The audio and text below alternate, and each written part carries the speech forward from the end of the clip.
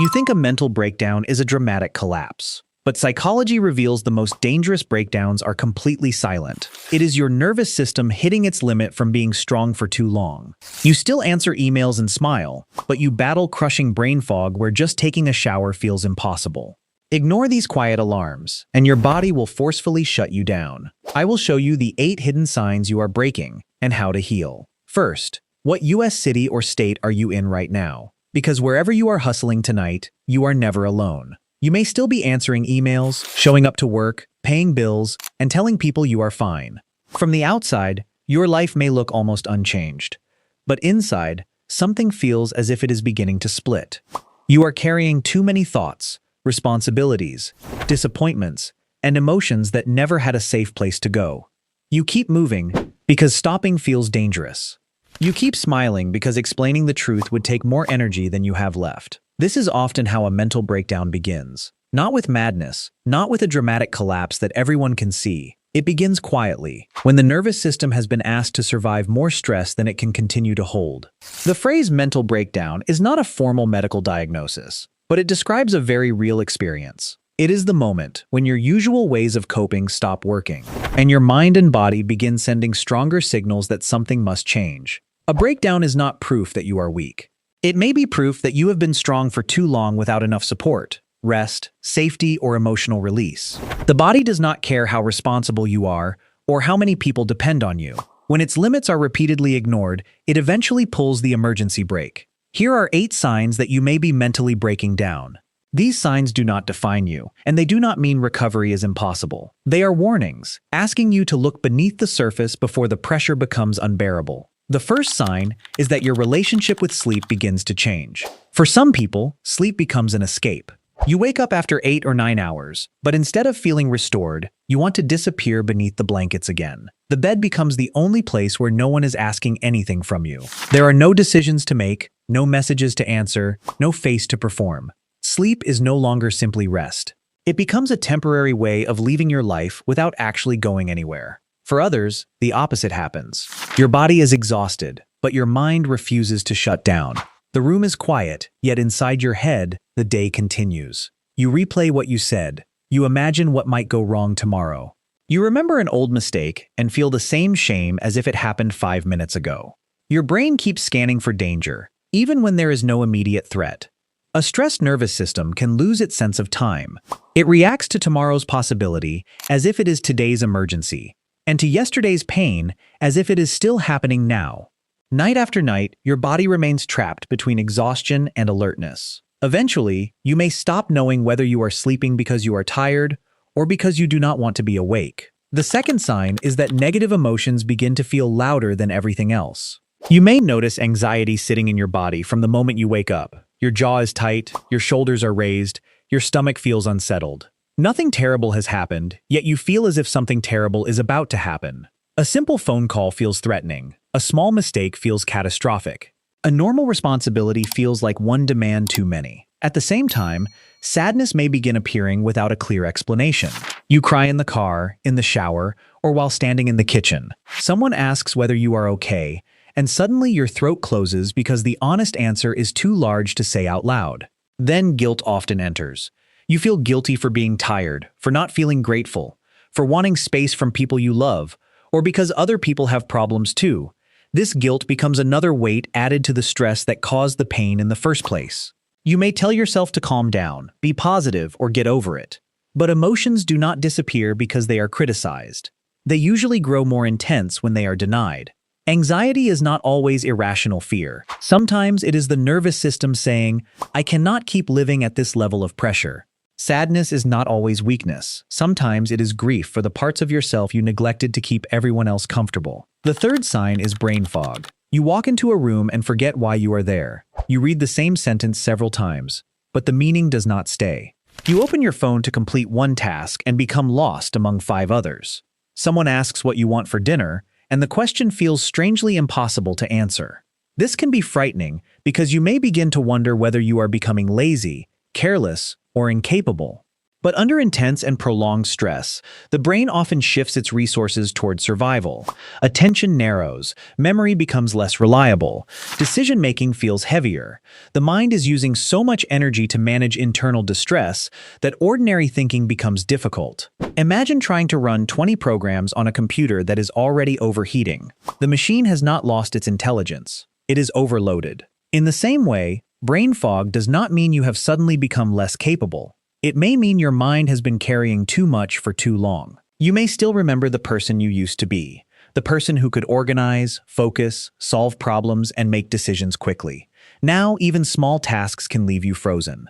The gap between who you were and how you function today can create shame. But shame is not what your exhausted mind needs. It needs less pressure.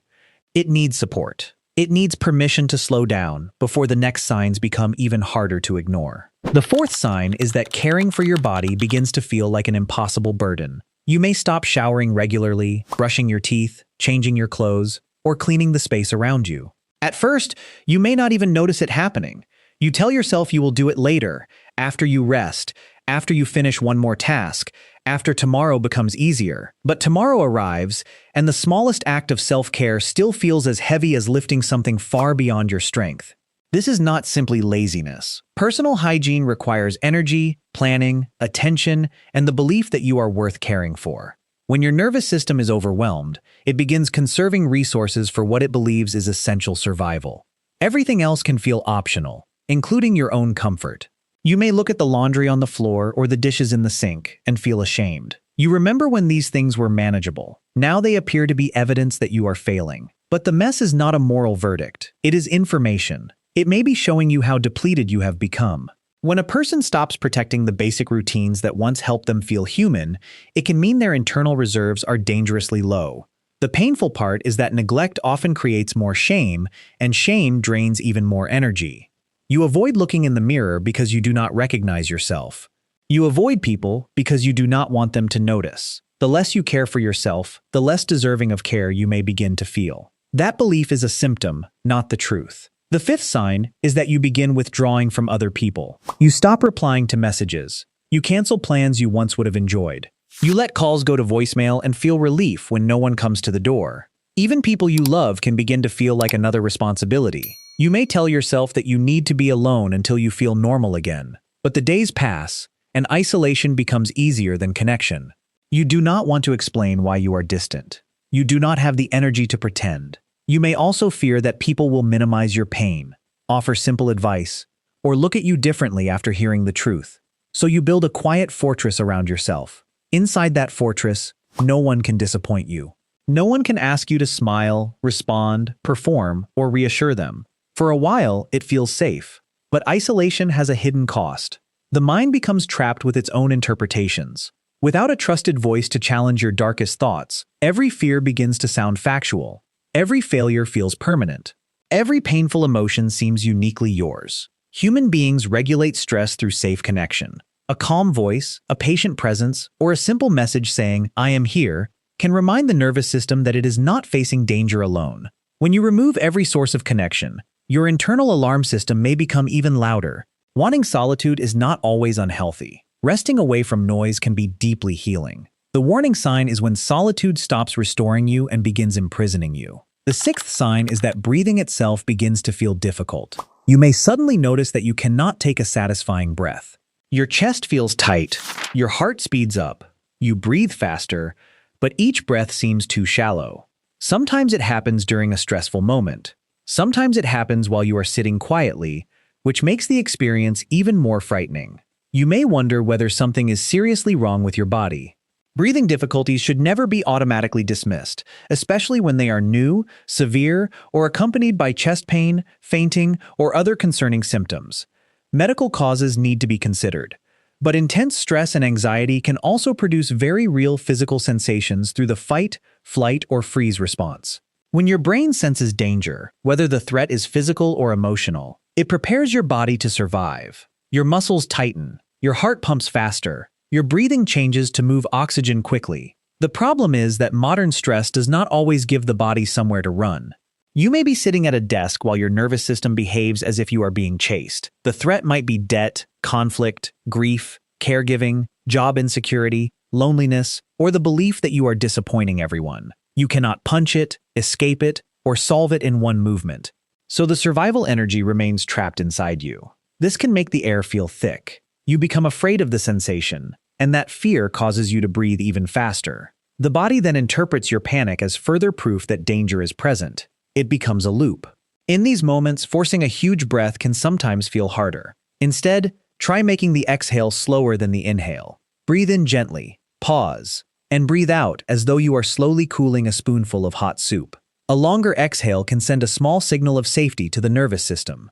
You do not need to make every fear disappear. You are simply reminding your body that this exact second can be survived. The seventh sign is that emotional pain begins speaking through physical pain. You may develop headaches that return again and again. Your neck, shoulders, and back remain tense even after rest.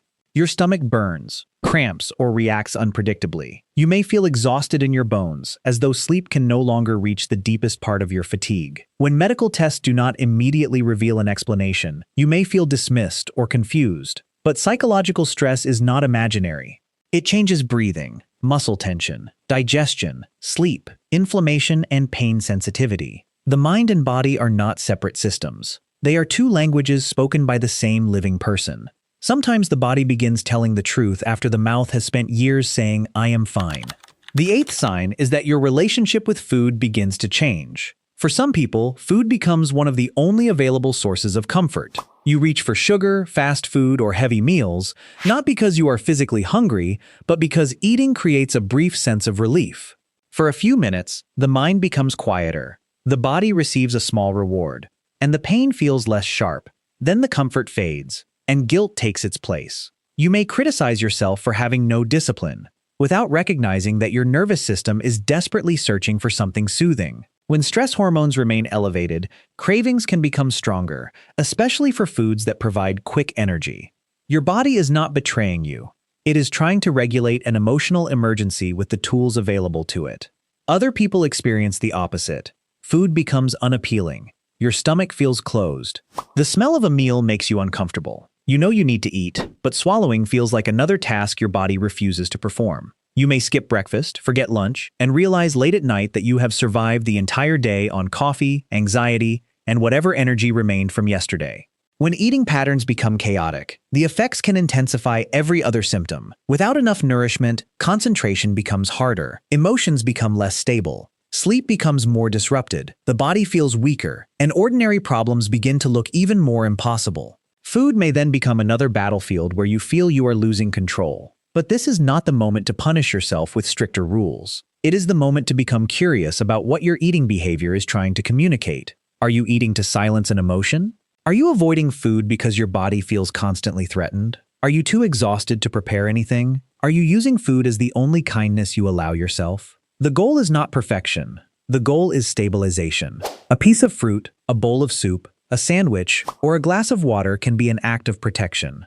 Preparing one simple meal may not solve the larger crisis, but it sends an important message to your body. I have not abandoned you.